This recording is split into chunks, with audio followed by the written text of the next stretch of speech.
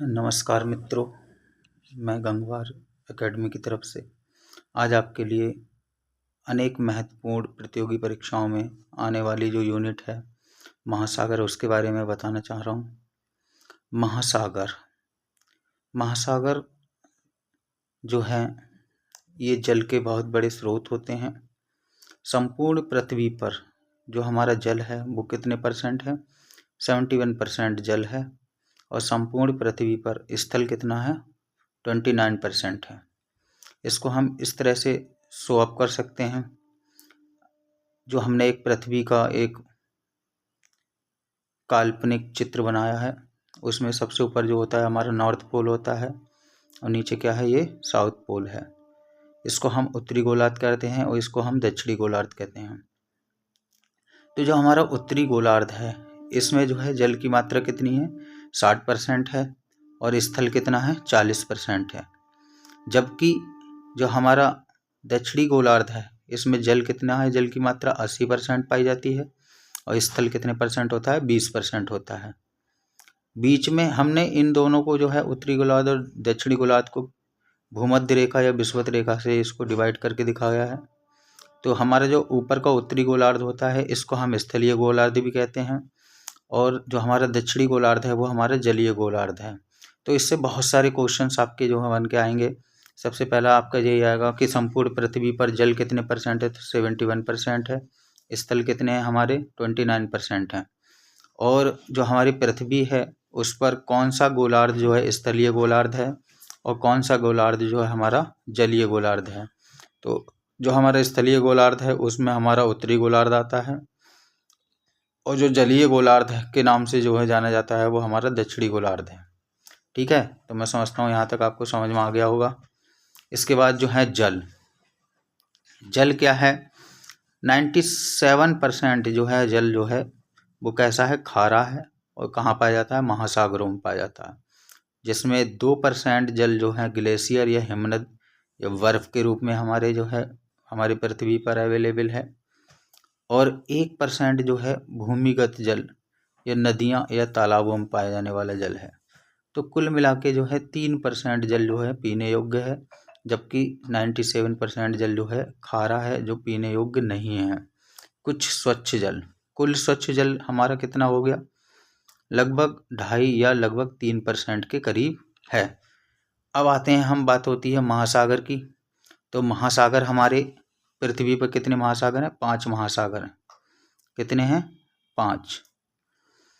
अगर हम इनको क्षेत्र के अनुसार इनका अगर हम स्वैप करते हैं या बांटते हैं तो उस क्षेत्र के अनुसार सबसे बड़ा जो क्षेत्र के अनुसार जो महासागर है वो उसका नाम है प्रशांत महासागर।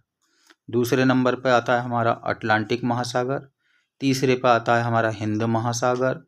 चौथे पर आता है आर्कटिक महासागर और 5वें नंबर पर आता है दक्षिणी महासागर। तो क्षेत्र के अनुसार अगर पूछता है आपसे कि सबसे बड़ा महासागर कौन सा है तो प्रशांत महासागर है, और क्षेत्र के अनुसार सबसे छोटा महासागर कौन सा है तो दक्षिणी महासागर है। तो ये तो हमारे क्षेत्र के अनुसार महासागर रहे। ऐसे ही गहराई के अनुपात में अगर हम अनुसार पूछता है हमसे महासागरों के बारे में तो उसमें आपका जो है नंबर 1 पे आता है प्रशांत महासागर, जो कि गहराई के अनुसार सबसे गहरा महासागर है। दूसरे नंबर पे आपका हिंद महासागर आता है और तीसरे नंबर पे हमारा आता है अटलांटिक महासागर। चौथे पे आर्कटिक महासागर और 5वें पे हमारा दक्षिणी महासागर। तो ये थे हमारे क्षेत्रफल के अनुसार और गहराई के अनुसार। इनसे बहुत सारे क्वेश्चंस आपके बन जाते हैं कि सबसे गहरा जो है महासागर कौन सा है तो प्रशांत महासागर, और क्षेत्रफल के अनुसार सबसे बड़ा महासागर कौन सा है तो प्रशांत महासागर। तो ये प्रशांत महासागर जो है क्षेत्र के अनुसार भी और गहराई के अनुसार भी ये जो है सबसे बड़ा है। ठीक है, तो मैं समझता हूँ यहाँ तक आपको वीडियो समझ में आ गई होगी। इसी क्रम में हमसे कभी कभी जो है समुद्र तल के बारे में पूछ लेता है कि समुद्र तल जो है उससे कैसे निकालते हैं, सी लेवल कैसे निकाला जाता है, उसका सूत्र ही पूछ लेता है। तो समुद्र तल या सी लेवल को निकालने के लिए हमें जो है उच्च ज्वार यानी कि कितनी ऊंची जो है धाराएं उठी प्लस निम्न ज्वार, इन दोनों को जो है जोड़ के अगर 2 से हम भाग करते हैं तो हमारा समुद्र तल या सी लेवल निकल के आता है। तो ये हमारा समुद्र तल का जो है निकालने का सूत्र है। साथ ही साथ हम बताते चलें आपको कि सूर्य की किरणें क्या है 200 मीटर की गहराई तक जल के अंदर जाती हैं, इसलिए संपूर्ण महासागरीय जीवन इतने ही क्षेत्र में पाया जाता है। तो जहाँ तक हमारी सूर्य की किरणें जाती हैं, कहाँ तक जाती हैं? 200 मीटर की गहराई तक। बस यहीं तक जल के अंदर जो है जीवन पाया जाता है, उसके बाद नहीं पाया जाता। जितने भी हमारे जीव जंतु और हमारे प्लांट्स होते हैं पानी वाले, वो कहाँ तक पाए जाते हैं? 200 मीटर की गहराई तक ही पाए जाते हैं।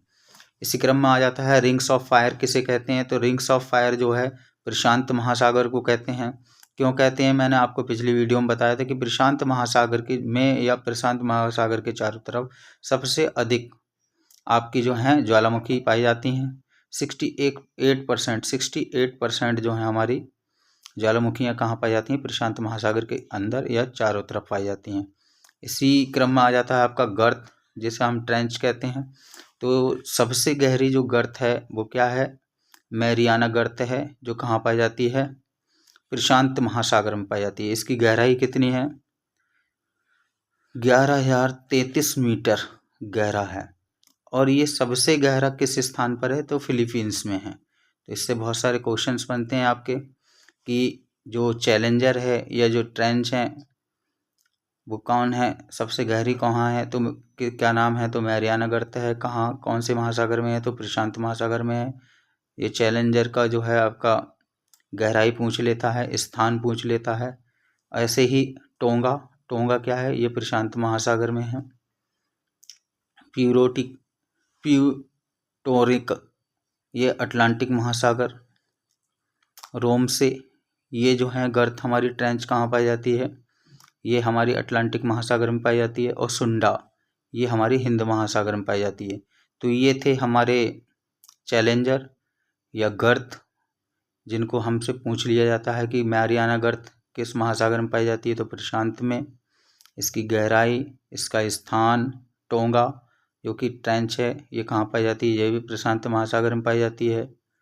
प्यूटोरको ये क्या है? अटलांटिक महासागर में। और रोम से ये भी अटलांटिक महासागर में पाई जाने वाली जो है आपकी गर्थ है। आगे है सुंडा, ये बहुत पूछी जाती है कि सुंडा जो है, जो गर्त जो है, वो किस महासागर में पाई जाती है? तो हिंद महासागर में पाई जाती है। तो मैं समझता हूँ आपको जो है वीडियो अच्छी लगी होगी। अगर वीडियो अच्छी लगी है तो इसे लाइक, शेयर एंड सब्सक्राइब जरूर करें।